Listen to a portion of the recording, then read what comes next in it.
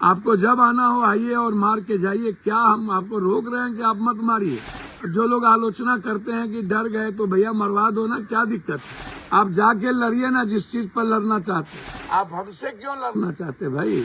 हमको तो जो अच्छा लगता है मैं वो करता हूँ। पूर्णिया के सांसद पप्पू यादव कह रहे हैं कि मरवाना है तो जल्दी मरवा दो, मैं इंतजार कर रहा हूं। पप्पू यादव ने बीजेपी के पूर्व सांसद ब्रजभूषण शरण सिंह के बयान पर बड़ा पलटवार किया है और लॉरेंस बिश्नोई की धमकी के बाद पप्पू यादव ने बिल्कुल बिंदास अंदाज में कह दिया है, मैं तो मरने का इंतजार कर रहा हूं। उन्होंने अपना पता भी बता दिया है। कई सारे बातें पप्पू यादव ने की है। नमस्कार, दर्श न्यूज में आपका स्वागत है। मैं हूं अनुराग। पप्पू यादव का बड़ा बयान सामने आया है जिसमें पप्पू यादव बरस पड़े हैं पूर्व सांसद बीजेपी के ब्रजभूषण शरण सिंह, जो यूपी के सांसद हैं। दरअसल उन्होंने पप्पू यादव को घेर लिया। पप्पू यादव पर उन्होंने तंज कसा और तंज कसते हुए कहा कि कोई बाहुबली बिहार में है जो हर विषय पर बोलते हैं। अब सिक्योरिटी मांग रहे हैं, बहुत बड़े बाहुबली हैं, 3-4 क्विंटल वजन है उनका, अब सुरक्षा मांगने लगे हैं। क्यों बयान दिया? बिना बयान दिए आपका काम नहीं चलता। अगर बयान दिया है तो फिर झेलो। इस तरह की बात करते हुए ब्रजभूषण शरण सिंह ने पप्पू यादव पर हमला बोला।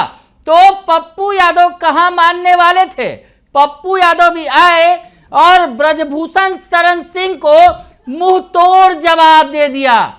कई तरह से उन्होंने इसको क्या कुछ कहा है और ब्रजभूषण शरण सिंह को जवाब देने के दौरान पप्पू यादव ने कई बातों की चर्चा की। और पप्पू यादव क्या कुछ कह रहे हैं ब्रजभूषण शरण सिंह पर हमलावर होते हुए, जो बीजेपी के पूर्व सांसद हैं, कुश्ती महासंघ के अध्यक्ष रह चुके हैं, विवादों में घिर चुके हैं और वैसे नेता पर पप्पू यादव ने अटैक किया है। क्या कुछ कह रहे हैं पप्पू यादव, सुनिए आप। तो मैं अपने सांसद जी से कहना चाहूंगा कि आप तो जाति धर्म मजहब पर के नाम पर आप रसूख ले लेते हैं।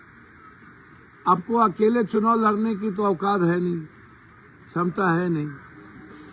या जो लोग गाली देते हैं वो लोग एक बार मुखिया का चुनाव भी लड़ना चाहिए, जिला परिषद भी चुनाव लड़ना चाहिए, तो आपको समझ में आ जाएगा कि सामाजिक जीवन कितना संतुलित होना चाहिए और आप क्या बोलते हैं, आपका जीवन, आपका व्यवहार कैसा होना चाहिए। तब धीरे धीरे आपको लोगों की इज्जत करना, लोगों के लिए जीने की आदत आपको पता चले। जब वो कहावत है बांझ जाने परसौती क्या, तो आपको जब कुछ आता नहीं है तो आप शुरू हो जाते हैं। आपको प्रोटेक्ट है इस देश के बड़े 2 लोगों का। सांसद जी, यदि हमें आप उस 2 लोगों के तरह हमें प्रोटेक्शन मिला होता ना, तो हम बिहार की काया कल्प कर दिए होते। और हम बिहार में कभी जात पात रहने नहीं देते, हिंदू मुसलमान की बात नहीं होने देते, और हमारी पूरी अवधारणा गरीबी खत्म करने पर और बेरोजगारी खत्म करने पर होती। आपको तो इतनी भी हैसियत नहीं है कि एक बाजार में 1100 का बीज 2200, 2300, 1300 से ऊपर में बिकता है और आप रोक नहीं पाते हैं। आप लोग तो जाइए रोकिए। डीएपी खाद, ये क्या है? डीएपी खाद, इसमें बिना मिलावट के पूरा बोरा मिलावट कर देता है। उसके बाद आप और बिना 3200, 3300, 3400 के बिकता नहीं है, वो भी आउट ऑफ मार्केट हो जाता है। किसान को मिलता नहीं। औकात क्यों नहीं होती आप लोगों को? इस पर गाली गलौज कीजिए ना। आप जाके लड़िए ना जिस चीज पर लड़ना चाहते हैं। आप हमसे क्यों लड़ना चाहते भाई? हमारी कौन सी, हमको तो जो अच्छा लगता है मैं वो करता हूँ, जो सच है जो बोलता हूँ, और सच्चाई के लिए ही बुद्ध जाने गए, नानक जाने गए। हो सकता है पप्पू यादव का जन्म इसीलिए हुआ हो। अच्छा, मारना ना मारना तो ना आपके हाथ में है ना मेरे हाथ में है, लेकिन कर्म करना तो, कर्तव्यों के रास्ते चलना तो है ना मेरे हाथ में है। चलिए हम लोग मिल के करते हैं, हम लोग एक दूसरों के लिए आलोचना ना बने। मैं आपकी इज्जत करता हूं। जब आप लोग सोशल मीडिया पर कुछ लिखते हैं, डर गए, सुरक्षा मांग रहे हैं पप्पू यादव, सुधीर चौधरी जी को किस बात की सुरक्षा की जरूरत थी? कंगना को किस बात की सुरक्षा की जरूरत थी? कभी भी आरएसएस के संरक्षक मोहन भागवत जी के पहले हिस्ट्री उठा करके देखिए, बिना सुरक्षा के चलते थे।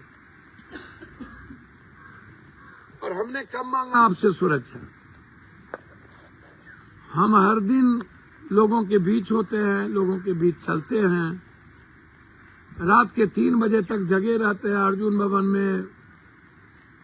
आपको जब आना हो आइए और मार के जाइए। क्या हम आपको रोक रहे हैं कि आप मत मारिए? जो लोग आलोचना करते हैं कि डर गए तो भैया मरवा दो ना, क्या दिक्कत है? हम तो चाहते हैं कि जल्दी हम मरें। आपको भी मारने की जल्दीबाजी है तो जल्दी करिए, खत्म करिए, जो हिंदुस्तान से सच गायब हो जाए। सुकरात को पता था कि उसको जहर दे दिया जाएगा। इसीलिए जिनके मन में बहुत डर है, चाहे कोई भी हो, मेरा कोई निजी आदमी हो, रिश्तेदार हो, मैं डर के कारण तो कुछ नहीं करूंगा। जिसको जो मन में है करे। मैं डर के जीने की आदत मुझे नहीं है। सब कुछ छोड़ देना पड़ेगा, छोड़ देंगे, लेकिन अपनी जिंदगी और के लिए अपने आइडियोलॉजी से कोई समझौता नहीं करेगा। जब मेरा कोई परिप्रेक्ष्य ही नहीं है, बाबा सिद्दीकी या कोई, मेरा परिप्रेक्ष्य है संविधान, कानून, देश। मैं उस संदर्भ में कहा हूं। जब कोई समाज टूटने लगता है तब मैं बोलता हूं। जब देश का संविधान कमजोर होने लगता है तब बोलता हूं। या किसी समाज को कोई तोड़ना चाहता है तब मैं वहां जाता हूं। या किसी समाज को कोई ताकतवर आदमी गाली देता है तब मैं अपना विचार रखता हूं। वो भी किसी से नफरत नहीं करता। आप क्यों करते? यदि हम डर ही गए तो क्या दिक्कत है? आपको इसमें खुशी क्यों है, आनंद क्यों आता है? पप्पू यादव डर गए, ठीक है, मैं डर गया तो डर गए तो मार दे। इतनी बड़ी धमकियों के बावजूद ना हम बम्बई गए थे और 20 दिन हम झारखंड में रहेंगे 3 तारीख के बाद। हमें नहीं पता अमन साहू हो या मयंक हो, इसको किसने पैसे दिए, क्या इनको दर्द हुई। जुम्मा जुम्मा कुछ दिन पैदा हुए हैं ये लोग पतरातू में, और एक झारखंड जेल में है और मयंक मलेशिया में। उनका क्या रिश्ता किससे है, क्यों दिया, क्यों करोड़ों रुपया लिए, पप्पू यादव से कहाँ प्रॉब्लम शुरुआत हुई इसकी, किसकी, मुझको नहीं पता। लेकिन मैं बहुत विनम्रता के साथ आग्रह करूंगा कि मेरी निजी लड़ाई, व्यक्तिगत दुश्मनी किसी के साथ नहीं है। मैं वैचारिक बात ट्वीट किया हूं, उसके अलावे मेरा कोई लेना देना नहीं है। मैं फिर कहता हूं। तो सुन लिया आपने कि पप्पू यादव क्या कुछ कह रहे हैं। पप्पू यादव कह रहे हैं कि बहुत लोग जो हैं इंतजार कर रहे हैं, बहुत लोग जो है मेरी आलोचना करते हैं कि पप्पू यादव डर गया है तो मरवा दो ना। पप्पू यादव ये कह रहे हैं अगर डर गया है तो मरवा दो। तो ऐसे में पप्पू यादव कई सारे उदाहरण भी दे रहे हैं। कंगना रनावत की भी चर्चा उन्होंने कर दी कि उन्हें आखिर सुरक्षा क्यों दी गई है। आरएसएस के संघ प्रमुख पर भी उन्होंने कहा कि अभी तक जो संघ प्रमुख हुए थे कभी सुरक्षा के घेरे में नहीं रहे थे, लेकिन अब जो संघ प्रमुख हैं वो सुरक्षा के घेरे में हैं, तो सुरक्षा की भी चर्चा की, लॉरेंस बिश्नोई के धमकी की भी चर्चा की, ब्रजभूषण शरण सिंह के तंज कसने पर भी जवाब दिया।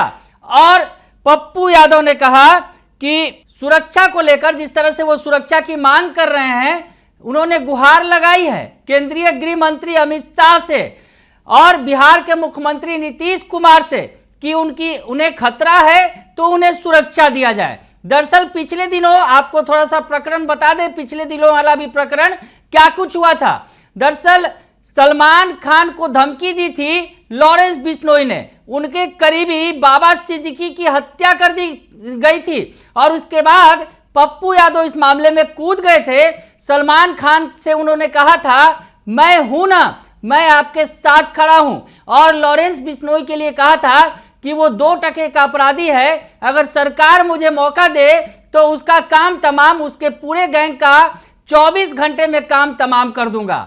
तो लॉरेंस बिश्नोई को ये पसंद नहीं आया, जो बड़ा गैंगस्टर है जिसका हिंदुस्तान ही नहीं हिंदुस्तान के बाहर तक कनेक्शन है, उसने पप्पू यादव को धमकी दे डाली। उसके बाद मामला बिगड़ गया और पप्पू यादव सुरक्षा की मांग करने लगे और ऐसे में अब जो उनके विरोधी हैं वो भी उन पर हमलावर हैं। और इसी दौरान पप्पू यादव ने एक और बड़ी बात कह दी। पप्पू यादव ने कह दिया कि कनाडा में तो उन्हें बुलाया जा रहा है, वहां की सदस्यता दी जा रही है और कहा जा रहा है कि अगर पप्पू यादव वहां रह जाएंगे तो भविष्य में वहां के राष्ट्रपति भी बन सकते हैं। क्या कह रहे हैं पप्पू यादव इस पूरे प्रकरण पर, कनाडा वाले मामले में, ये भी सुन लीजिए आप। अभी हमारे मित्र अमन सिंह अमेरिका से फोन किए। कनाडा के राष्ट्रपति जॉर्जिया ने, उन्होंने तो किसी से चर्चा की कि पप्पू यादव का रेस्पेक्ट इंडिया में नहीं है, पप्पू यादव की कदर कनाडा में। कहिए पप्पू यादव को यहीं का सिटीजन ले ले, आने वाले भविष्य में पप्पू यादव यहीं राष्ट्रपति हो जाए, प्रधानमंत्री हो जाए। अब हमारे कई दोस्त ऐसे हैं जो हर दिन कनाडा से, अमेरिका से, आप अमन से बात कर लीजिए, अमन सिंह ITN है, अभी वहाँ के इकोनॉमी को बैलेंस करते हैं और वो कहीं के नहीं है, बगल के बीरपुर के ही हैं उनका। मैं अभी भी उनसे चर्चा किया कि किस तरीके से IIT को पूर्णिया में लाऊं, और एक बार यदि मैं बिहार के किसी भी जिले में IIT को पार्क को मैं ले आया तो आप समझिए पूर्णिया डेवलप नहीं करेगा, कोसी सीमांचल नहीं, पूरा बिहार आकर के सिमट जाएगा और पूरा बिहार निर्माण हो जाएगा। मैं हर दिन बात अमन का मैं आपको नंबर दे देता हूँ, आप कनाडा में मेरे 10 दोस्त हैं, उनसे पूछ लीजिए। तो सुन लिया आपने कि दरअसल पप्पू यादव कह रहे हैं कि कनाडा के राष्ट्रपति जो है उनकी कद्र करते हैं, भारत में उनकी कद्र नहीं है। पप्पू यादव अपने बारे में बता रहे हैं कि उनके एक मित्र हैं जो वो बताते हैं कि भारत में उनकी कद्र नहीं है, कनाडा के राष्ट्रपति उनकी कद्र करते हैं और कह रहे हैं कि वहां का सिटीजनशिप ले ले पप्पू यादव और भविष्य में पप्पू यादव यहां पर राष्ट्रपति या प्रधानमंत्री बन जाएंगे। पप्पू यादव की क्षमता जो है वो बता रहे हैं, पप्पू यादव के कनाडा तक में उनकी पूछ है, ये बता रहे हैं। हालांकि जिस तरह की बात कर रहे हैं सिटीजनशिप की, तो क्या पप्पू यादव के मन में ये भी चल रहा है कि वो कनाडा के नागरिक हो जाएंगे, भारत छोड़ देंगे इस धमकी के बाद? खैर ये तो बड़ा सवाल है, लेकिन पप्पू यादव ने लाइव आकर तमाम बातों पर मुंहतोड़ जवाब दिया है, चाहे बीजेपी सांसद के पूर्व सांसद हो या फिर लॉरेंस बिश्नोई की धमकी का मामला हो, तमाम मामलों पर उन्होंने दूध का दूध और पानी का पानी कर दिया है। बने रहिए दर्श न्यूज के साथ, तमाम खबरों से आपको अपडेट रखेंगे। फिलहाल के लिए इतना ही, धन्यवाद।